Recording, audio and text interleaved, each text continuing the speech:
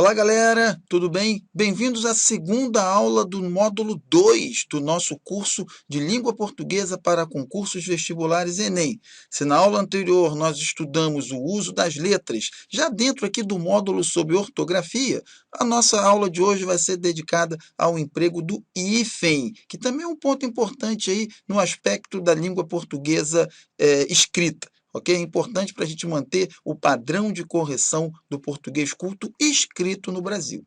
E vocês sabem que o hífen é um ponto que aumentou, teve a sua participação aumentada aí nos concursos, justamente por causa do novo acordo ortográfico. O hífen, que nunca foi uma coisa muito simples, as regras eram meio confusas, um pouco sem lógica, e aí a reforma ortográfica tentou dar alguma sistematicidade à regulamentação a respeito do hífen, mas lançou mão também, tornou a coisa um pouquinho confusa, então de maneira que a gente tem que prestar muita atenção nesse ponto. Uma primeira dica aqui, pessoal, é esquecer como está sendo grafado anteriormente, ok?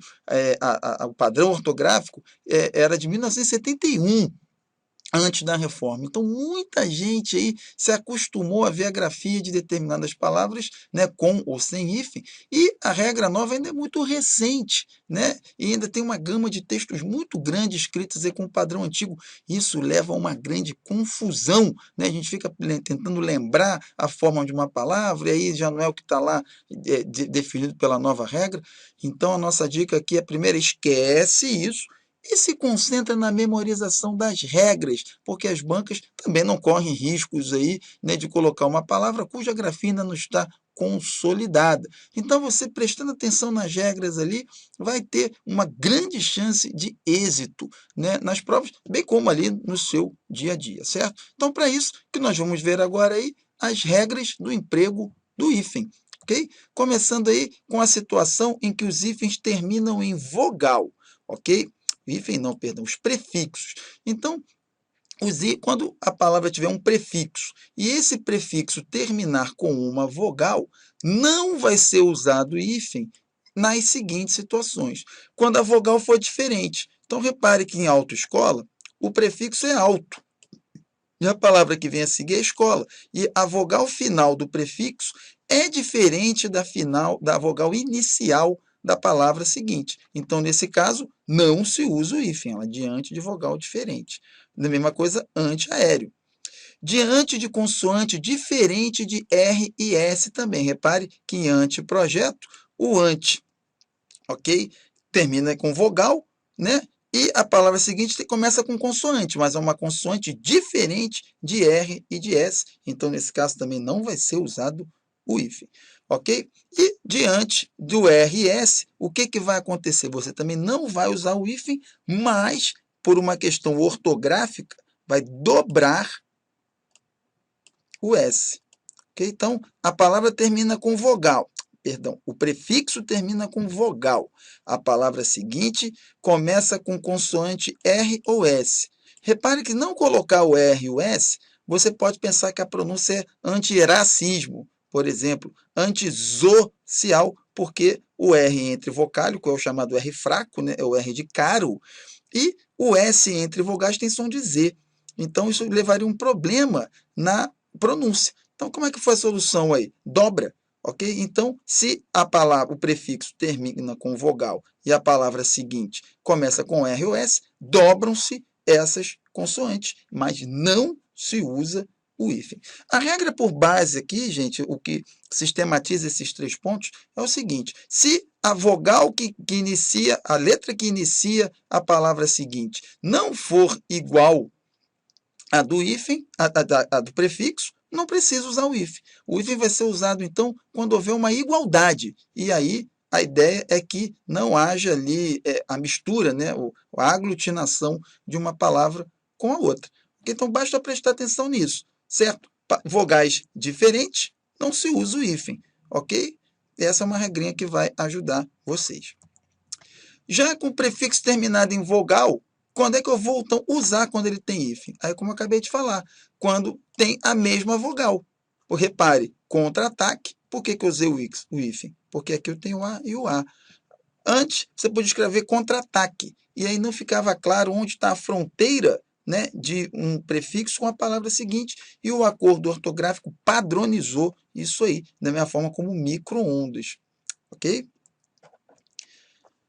Quando o prefixo termina em consoante, a lógica é a mesma. Se as consoantes forem diferentes, a consoante final do prefixo e a consoante inicial da palavra seguinte, não precisa usar o hífen, ok? Se a palavra termina com o prefixo termina com consoante e a palavra seguinte começa com vogal, também não é necessário. Okay? Qual é a regra por base aqui? Não sendo a terminação do prefixo e a a letra inicial iguais, não preciso colocar o hífen. Ok? Memorizem isso, que vai ajudar vocês também. E vou colocar o hífen quando for igual, porque aí a ideia é que marque bem a fronteira entre o prefixo e a palavra seguinte. Então, interregional, olha lá, por que colocou o hífen? Dobrou aqui? Não, porque regional já começa com R. O inter termina com R. E aí, bota o hífen para não aglutinar uma com a outra. Da mesma forma, ó, subbibliotecário, certo? Termina com B, inicia com B, melhor colocar o hífen. Com o prefixo sub, usa-se o hífen também diante de palavra iniciada por R, para evitar a pronúncia como encontro consonantal. Então, você tem lá sub-raça, para o pessoal não falar subraça ou subregião, ok? Como termina com B e a consoante seguinte é o R, melhor colocar o hífen para isolar o prefixo da palavra seguinte, ok? Nas palavras com H, o que vai acontecer? O H cai, certo? E ajunta-se o prefixo, mas sem o hífen. Então, sub-humano não tem necessidade de colocar o hífen, sub-humanidade também não, tá? Casos especiais, gente. Os casos especiais aqui são relativos a alguns prefixos para os quais foram criadas regras especiais. Com os prefixos circum e pan, usa-se o hífen diante de palavra iniciada por MN e vogal. Então, circunnavegação, pan-americano. Qual é a lógica aqui? A lógica é justamente deixar o circum isolado. Repare que essa palavra que vem a seguir começar com M, se não se usa o hífen, vai juntar um com o outro e vai ficar bem problemático, né? Imagine lá circunmarejar, por exemplo. Ok? E aí, se você não coloca o hífen, vai pensar que o prefixo é circu, apenas. Ok? Então, como começa com M, o prefixo é M, lembra que quando é igual, usa-se o hífen, certo? E pan-americano, idem. Porque aí, quando começa por vogal, a tendência é você achar que o prefixo é pá, ok? E isso também é problemático, tá? Então, com circo e pan, palavra seguinte começa por MN e vogal, usa o hífen, certo? Prefixo co, ok?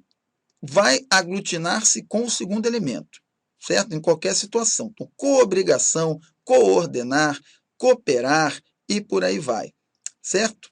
Com o prefixo vice, sempre vai se usar o hífen, decidiu-se que vai ser dessa forma. Com o prefixo co, ele se aglutina sempre que a palavra seguinte começar com o O, ok? Ela aglutina-se em geral com o segundo elemento, mesmo quando ele se inicia com o O, tá?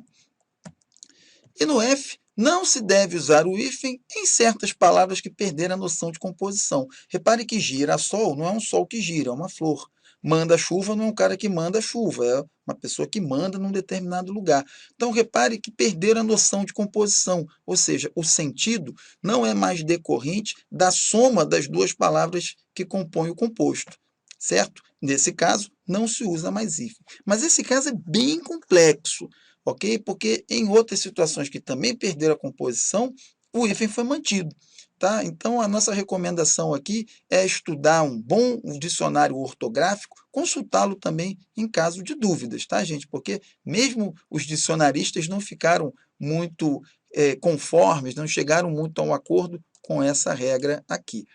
Tá? Prefixos ex, sem, além, aquém, recém, pós, pré e pró sempre usa o hífen. Só memorizar ex, sem, além, aquém, recém, pós, pré, pró, sempre com o hífen também. E assim a gente encerra a nossa aulinha aí sobre o uso do hífen, pessoal. Nossa recomendação? Que pratiquem com os exercícios. Nós também postaremos aqui questões comentadas sobre esse tópico, para ajudá-los aí na fixação desse conteúdo, ok? Caso de dúvida, já sabem a quem recorrer, basta postar aqui e estaremos a postos para socorrer vocês no que for preciso. Alguma questão de concurso relativa a esse ponto também não ficou bem compreendida? Pode mandar para a gente, que na medida do possível a gente comenta ela aqui para vocês, ok? Nosso objetivo é que vocês fiquem satisfeitos com as aulas e que marquem a resposta correta lá no gabarito, certo? Um abração para vocês, pessoal. Encontro vocês na nossa próxima aula sobre homonímia e paronímia. Um abração e até lá.